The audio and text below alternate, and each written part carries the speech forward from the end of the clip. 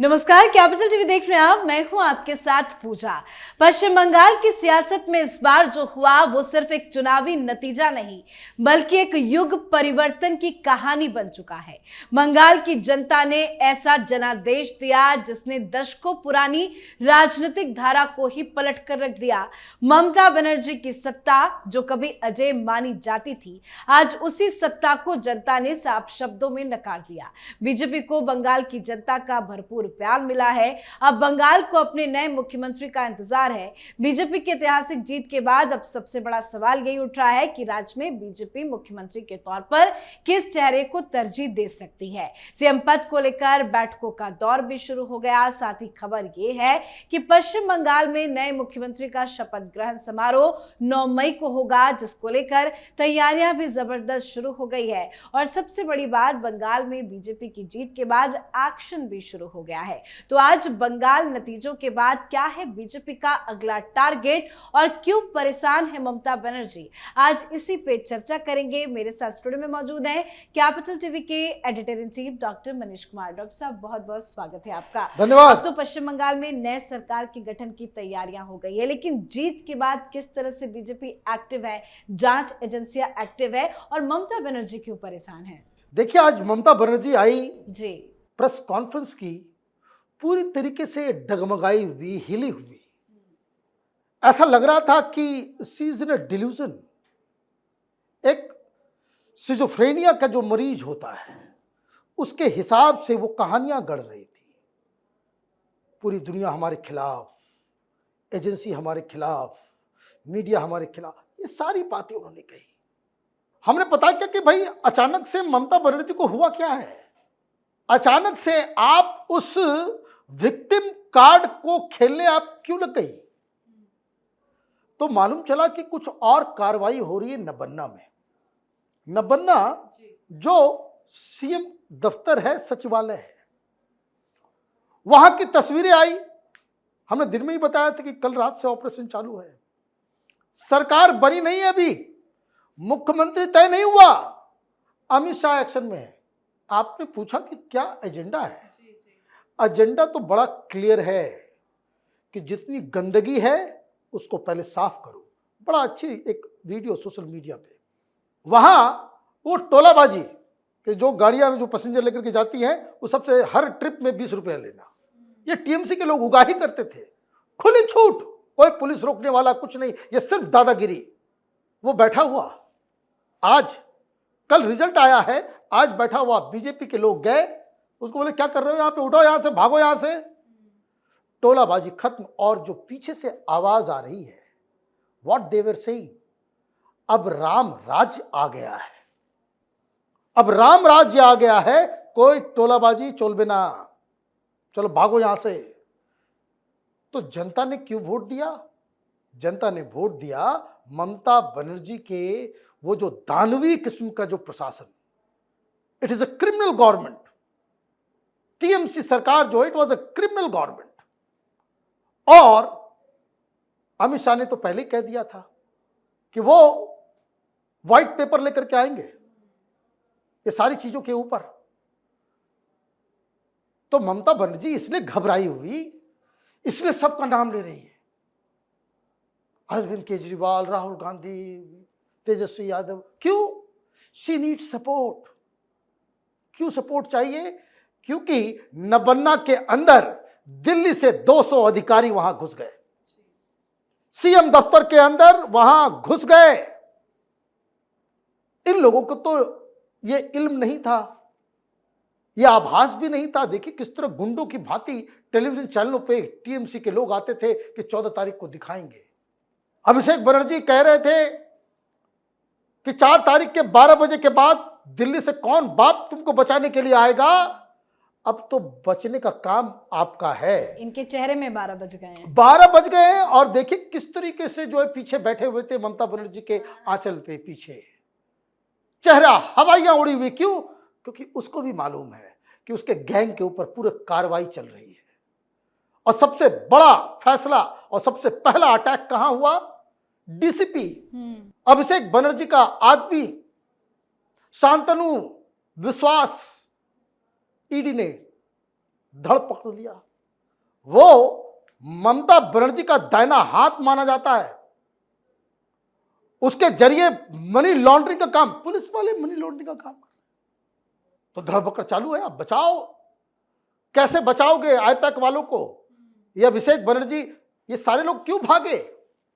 IUPAC वाले ने क्यों? आप ये समझिए, हमने भी ये कहा था कि जिस दिन आईपैक ने वो ईमेल जारी कर दिया और ये कहा कि भाई हम जितने ग्राउंड स्टाफ है भागो वहां से, सारे लोग चले गए।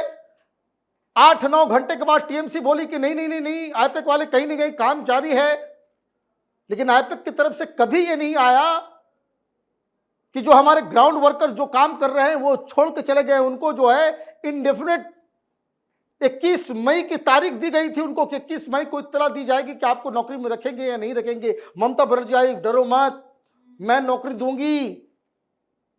उस दिन मैंने कहा था बैटल ऑफ बंगाल कार्यक्रम के अंदर कि आईपैक वालों को जो ग्राउंड में काम करते हैं, पॉलिटिकल मैनेजमेंट, इलेक्शन मैनेज, हमने उसी दिन कहा था कि आईपैक वाले को मालूम चल गया कि सुनामी आ रही है, भाग लो यहां से, यहां से भाग लो। अब ये तो पूरा अभिषेक बनर्जी की तरफ से वो काम करते थे, तो सबको नापा जा रहा है।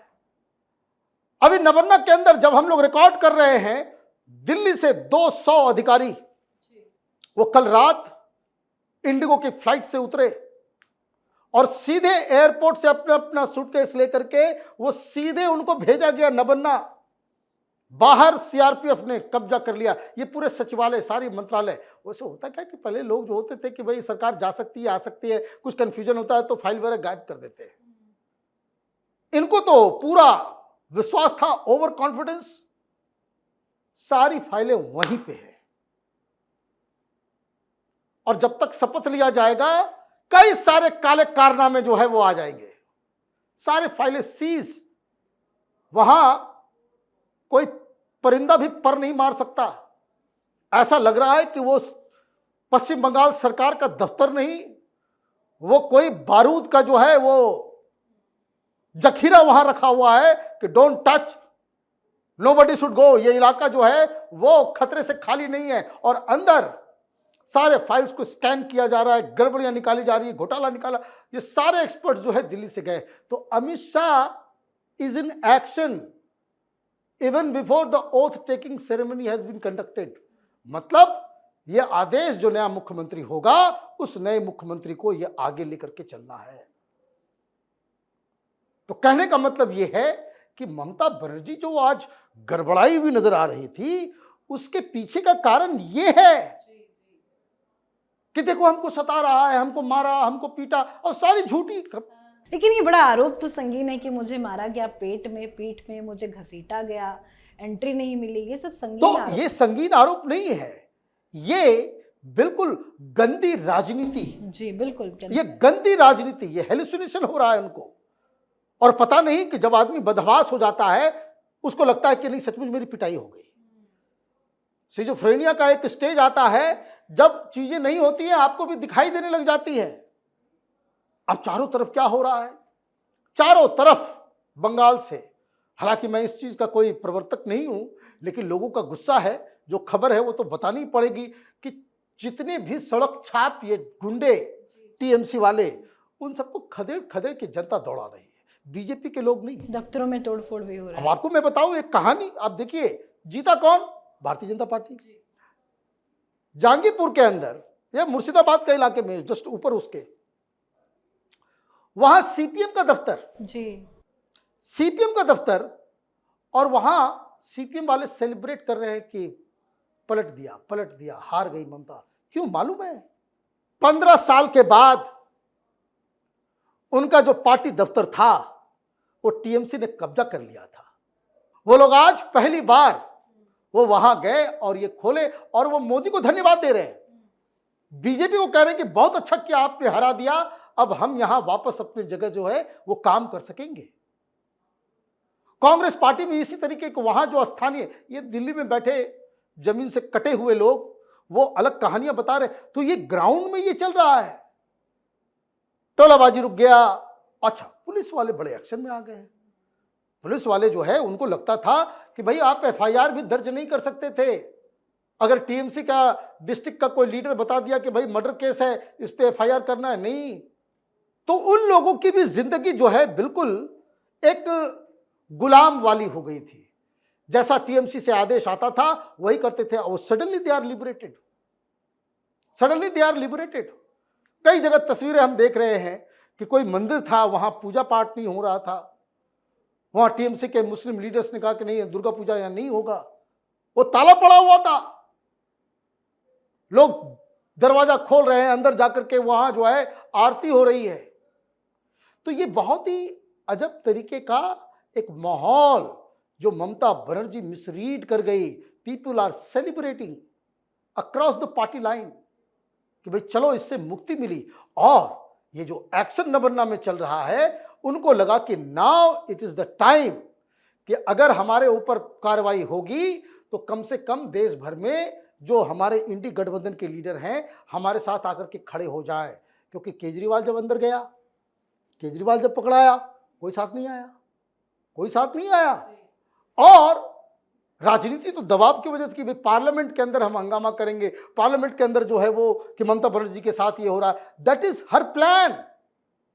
वो बोलते रह गई ना कि हमारा प्लान है, लेकिन हम बताएगा नहीं, ये प्लान यही है, दिस इज द प्लान कि आप उनके ऊपर, उनके भ्रष्टाचार के ऊपर, उनके जो सब तो भ्रष्टाचार में ऊपर से लेकर नीचे तक डूबे हुए हैं।